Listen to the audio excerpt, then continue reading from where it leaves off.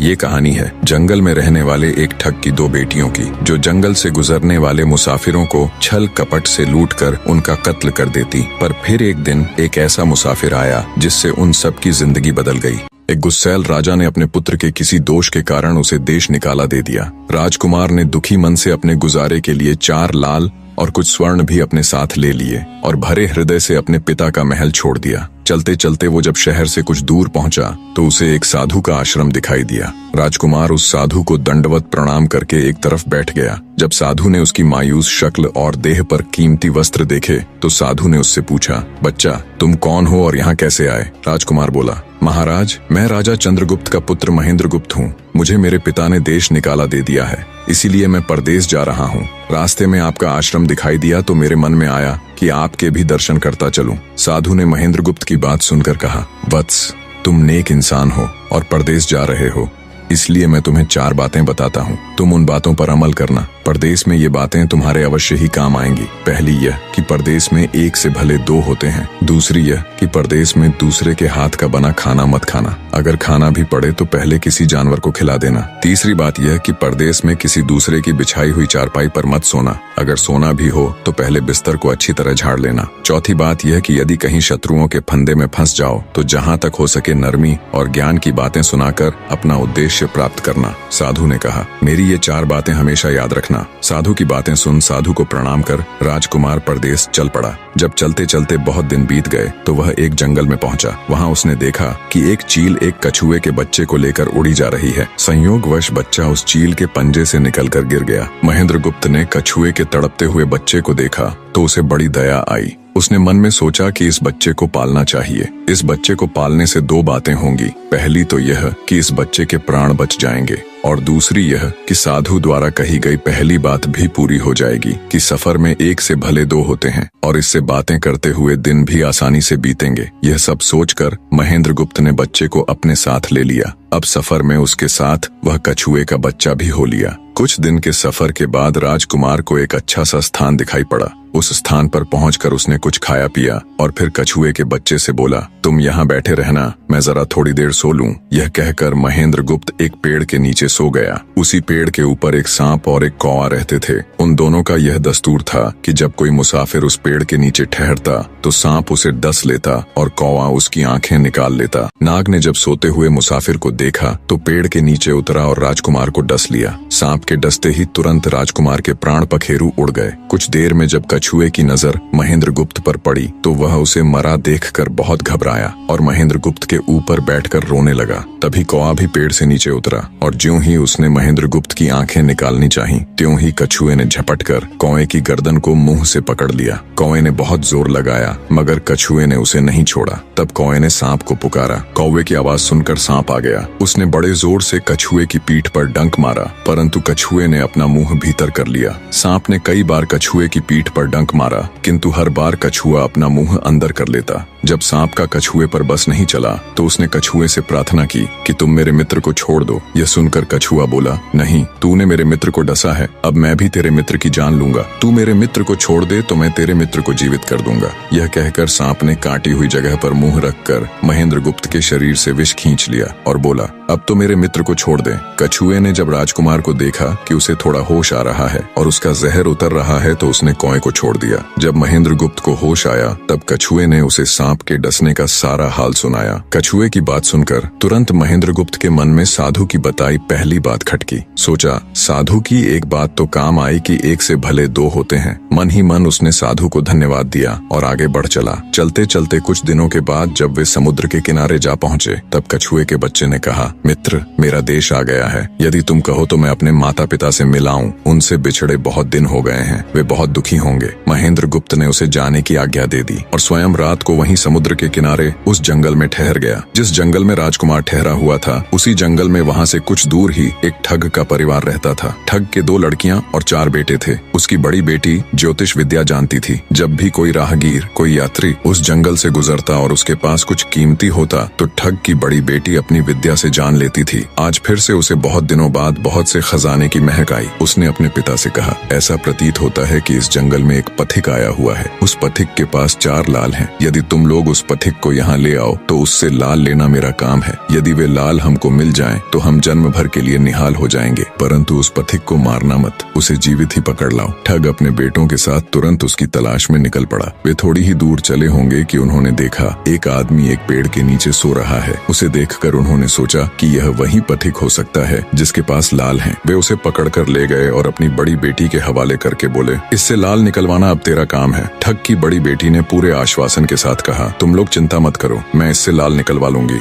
ठग की छोटी बेटी ने जब महेंद्रगुप्त को देखा तो वह दिलोजान से उस पर मोहित हो गई। पहली ही नजर में वो अपना दिल उस नौजवान राजकुमार को दे बैठी। भाइयों के डर से कुछ कह तो न सकी, लेकिन मन ही मन उसको बचाने की युक्ति सोचने लगी। कुछ देर बाद ठग की बड़ी बेटी ने खाना बनाया और उसमें जहर मिला दिया। वही खाना उसने महेंद्रगुप्त को परोस दिया। जब थाली महेंद्रगुप्त के सामने आई तो उसने खाने के लिए निवाला तोड़ जैसे ही उसे खाने को हुआ, तभी उसे साधु की कही गई दूसरी बात याद आई। उसने थाली में से थोड़ा सा भोजन निकालकर कुत्ते के सामने डाल दिया। जैसे ही उस खाने को कुत्ते ने खाया वो तुरंत मर गया। यह देखकर महेंद्रगुप्त ने भोजन नहीं किया। उसने अपने मन में सोचा कि साधु की दूसरी बात भी काम आई। अपनी इस चाल को असफल होते देखकर ठग की बड़ी बेटी को गुस्सा तो बहुत आया, पर वो अपने गुस्से को अंदर ही अंदर पी गई। उसने महेंद्रगुप्त के सोने के लिए पलंग तैयार करवाया और उससे कहा, जाओ पथिक, ऊपर के कमरे में तुम्हारे लिए पलंग तैयार करवा दिया है, अब तुम आराम करो। कई दिनों की सफर की यात्रा के कारण थका हुआ राजकुमार जब ऊपर आया तो उसे बढ़िया धुली हुई चादर पलंग पर बिछी हुई दिखाई दी। सोचा जो हुआ सो हुआ, कई दिनों के बाद चैन की नींद तो सोने को मिलेगी। वो जैसी ही पलंग पर बैठने को हुआ तो उसे साधु की तीसरी बात याद आई कि परदेश में हमेशा बिस्तर को झाड़कर सोना। जैसे ही उसने बिस्तर को झाड़ा तो उसके होश उड़ गए। वो बिस्तर एक कच्चे सूत से तैयार किया गया था जिसके नीचे आग का कुआं था। महेंद्रगुप्त ने देखा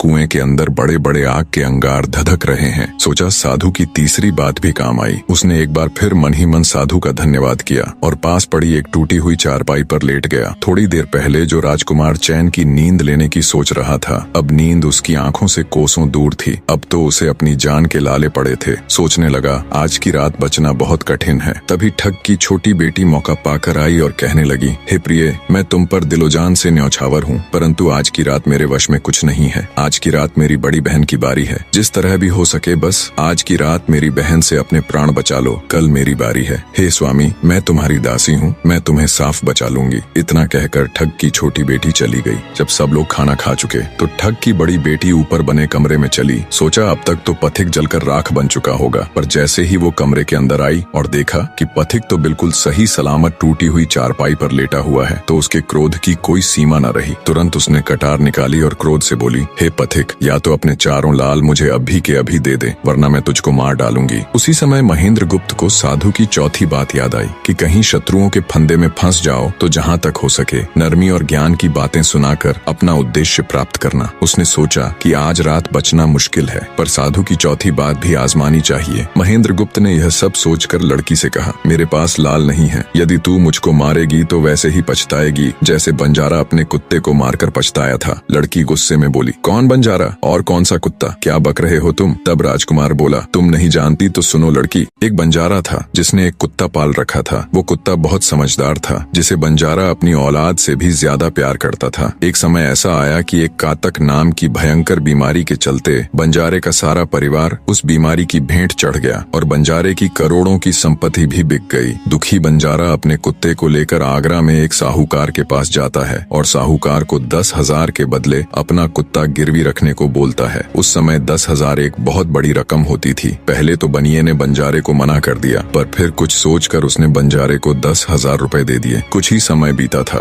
कि एक रात सेठ के घर डाकू घुस गए। बंजारे का कुत्ता सब हरकत देख रहा था। सोचा भौंकूंगा तो परिवार के सब लोग उठ जाएंगे और ये डाकू उनका भी कत्ल कर देंगे। वो चुपचाप बस उनको देखता रहा। जब डाकू सेठ के घर चोरी किए हुए धन को लेकर चल पड़े तो कुत्ता चुपचाप उनके पीछे पीछे हो लिया। सेठ के पास इतना धन था कि डाकू उसे निकाल तो लाए, पर अब उनसे वो लेकर चला भी नहीं जा रहा था। दिन भी निकलने के करीब हो चला था। डाकुओं ने सोच विचार कर उस धन को एक तालाब के अंदर छिपा दिया। सोचा बाद में आराम से निकाल ले जाएंगे। कुत्ता डाकुओं की सब करामात देख चुपचाप वापस घर चला गया। सुबह हुई तो सेठ के घर कोहराम मच गया। पता चला कि चोर सारा धन निकाल ले गए। सेठ का रो रो कर बुरा हाल था। आसपास के लोग उसे दिलासा दे रहे थे। सेठ ने रोते रोते कहा, मैंने सुना था बंजारे का कुत्ता बहुत समझदार है, पर ये नमक हराम तो एक बार भौंका तक नहीं। तभी बंजारे का कुत्ता उस सेठ की धोती पकड़कर खींचने लगा। कुत्ते की हरकत देख पास खड़े एक समझदार व्यक्ति ने सेठ से कहा, सेठ जी, ये कुत्ता कुछ कहना चाहता है, हमें इसकी सुननी चाहिए। और सभी लोग कुत्ते के पीछे पीछे हो लिए। सबको लेकर कुत्ता उसी तालाब के पास पहुंच गया जहां रात को डाकुओं ने सारा धन छिपाया था, और तालाब में घुसकर अशर्फियों से भरी थैली अपने मुंह में दबाकर बाहर आया। तुरंत सेठ के नौकर उस तालाब में कूद गए और चोरी किया हुआ सारा धन बरामद कर लिया। सब देख सेठ आंखों में अश्रु लिए कुत्ते से कहता है, मुझे माफ कर देना, मैंने तुम्हें बहुत बुरा भला कहा। सेठ ने वही कागज मंगवाया और बंजारे के नाम चिट्ठी लिखी, भाई बंजारे, तेरे कुत्ते ने मेरे 10,000 पूरे कर दिए। मैं तेरे कुत्ते को तेरे पास भेज रहा हूँ। अगर तुझे और भी 10, 20, 50 हजार की जरूरत हो तो मेरे पास आकर ले जाना। इतने समझदार कुत्ते को मेरे पास छोड़ने के लिए तहे दिल से तुम्हारा धन्यवाद। बनिया चिट्ठी कुत्ते के गले में टांग उसे नम आंखों से विदाई देता है। कुत्ता घूमता घूमता जब 4-5 दिन बाद बंजारे के पास पहुंचता है तो कुत्ते को आता देख बंजारे के तन बदन में आग लग जाती है। कहता है, मैं तुझे बनिए के पास गिरवी रख कर आया था और तू वहाँ से भाग आया। तूने मेरी बेइज्जती करवा दी। गुस्से में अंधा हुआ बंजारा तुरंत पिस्तौल निकाल कुत्ते को गोली मार देता है और सिर पकड़कर वहीं बैठ जाता है। कुछ देर बाद जब उसकी नजर कुत्ते के गले में टंगी हुई पर्ची पर पड़ी तब बंजारा वो पर्ची निकाल उसे पढ़ता है। पर्ची पढ़ते ही बंजारा फट पड़ता है। वो दहाड़े मार मार खून के आंसू रोता है। पर अब भला क्या हो सकता था। बंजारे की कहानी सुना महेंद्र गुप्त ठग की बेटी से कहता है, एक और कहानी सुनो लड़की।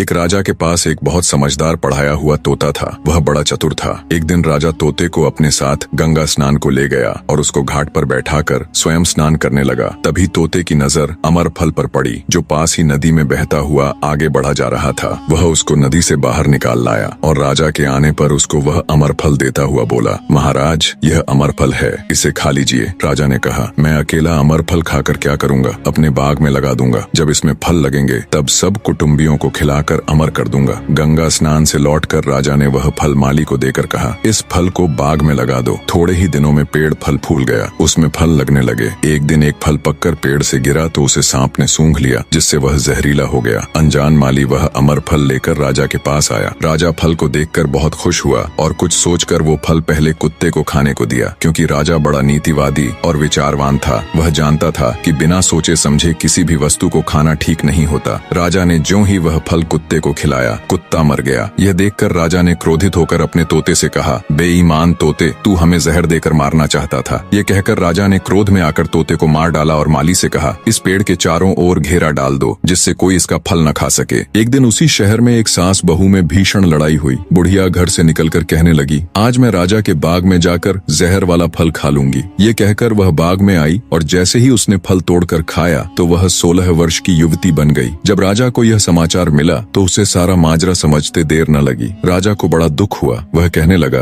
वास्तव में यह अमर फल ही है, मैंने व्यर्थ ही इतने समझदार तोते को मार डाला। इतनी दास्तान कहते कहते सवेरा हो गया। तब ठग की बेटी ने महेंद्र गुप्त से कहा, आज तो तूने मुझे बातों में लगाकर अपनी जान बचा ली, परंतु आज रात मेरी छोटी बहन की बारी है, वो तुझे हरगिज जीवित न छोड़ेगी। जब ठग की छोटी बेटी को पता चला कि महेंद्र गुप्त जिंदा और बिल्कुल सही सलामत है तो उसकी खुशी का ठिकाना न रहा। अपनी बहन को दिखाने के लिए ऊपरी मन से बोली, तुम निश्चित रहो बहन, मैं आज इससे लाल लिए बगैर छोड़ने वाली नहीं हूँ। दिन बीता और रात हुई। तब ठग की छोटी बेटी महेंद्र गुप्त के पास गई और बोली, भगवान का शुक्र है जो तुमने चालाकी से अपनी जान बचा ली। महेंद्र गुप्त बोला, तुम सब ऐसा क्यों करते हो? तब ठग की छोटी बेटी बोली, हमारी तो यही रीति है कि मेरे भाई और बाप मुसाफिरों को पकड़कर लाते हैं और हम बहनें अपनी चालाकी से उनसे माल हथिया कर उन्हें मार डालती हैं। फिर वह बोली, पर तुम चिंता मत करो, अब मेरी बारी है और मैं तो दिलो जान से तुम्हारी दासी हूँ, तुम्हें जैसा समझ पड़े वैसा ही करो। यह सुनकर महेंद्र गुप्त बोला, प्रिय, तुम भी मुझे देखते ही पसंद आ गई थी। दिल करता है कि हर पल तुम्हारे पास ही रहूं। तुम अपनी बड़ी बहन की तरह नहीं हो, तुम एक नेक दिल औरत हो, तुमसे मेरा कुछ भी छिपा हुआ नहीं है। उसकी बात सुनकर ठग की बेटी ने कहा, तुम कहते हो कि मुझसे कुछ भी छिपा नहीं है, तो फिर वे लाल कहाँ हैं? महेंद्र गुप्त ने कहा, वो चारों लाल मेरी जांघ में हैं, अगर तुम निकालना चाहो तो निकाल लो। राजकुमार की बात सुन ठग की छोटी बेटी बोली, प्यारे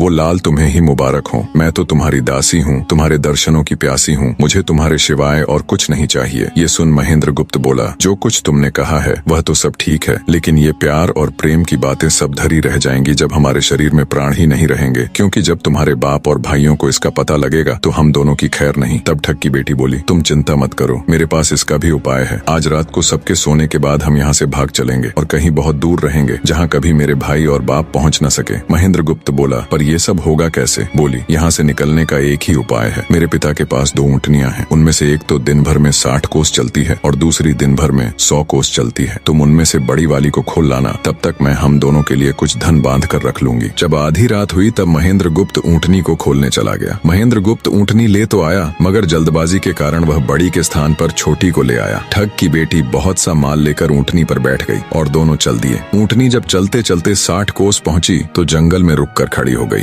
बीच जंगल में ऊँटनी को खड़ी देखकर महेंद्र गुप्त और ठग की बेटी के होश उड़ गए। ठग की बेटी बोली, अनर्थ हो गया, तुम रात के अंधेरे में बड़ी ऊँटनी की जगह छोटी को ले आए। मेरे पिता और भाई आते ही होंगे, वो हमें नहीं छोड़ेंगे। इधर जब सवेरा हुआ तो ठग ने देखा कि उसकी बेटी और मुसाफिर दोनों गायब हैं। उसने सोचा कि निसंदेह वह बदमाश मेरी बेटी को भगा ले गया है। तबेले में जाकर देखा तो पाया कि छोटी ऊँटनी गायब है और बड़ी वहीं है। सोचा ज्यादा दूर नहीं गए होंगे और ऊँटनी पर सवार होकर उसने उसे तेजी से दौड़ा दिया। थोड़ी ही देर में जंगल में उस स्थान पर जा पहुंचा जहां महेंद्र गुप्त और उसकी बेटी ठहरे थे। महेंद्र गुप्त ने जब उसको आते देखा तो बहुत घबराया और कहने लगा, देखो तुम्हारा पिता आ रहा है, अब उससे प्राण कैसे बचेंगे? लड़की ने कहा, घबराओ मत और जो मैं कहती हूँ उसे ध्यान से सुनो। जाओ, जाकर उस पेड़ पर चढ़ जाओ। जब मेरा बाप तुम्हें पकड़ने के लिए आएगा और पेड़ पर चढ़ेगा तो मैं चुपके से बड़े वाली ऊँटनी पर चढ़कर उसको तुम्हारी डाल के नीचे खड़ा कर दूंगी। तुम कूद कर उस पर बैठ जाना, इस प्रकार हम दोनों बचकर साफ निकल जाएंगे। यह सुनकर महेंद्र गुप्त तुरंत पेड़ पर चढ़ गया। तब तक ठग भी वहां आ पहुंचा। पिता को देख उसकी बेटी ने फंड करते हुए कहा,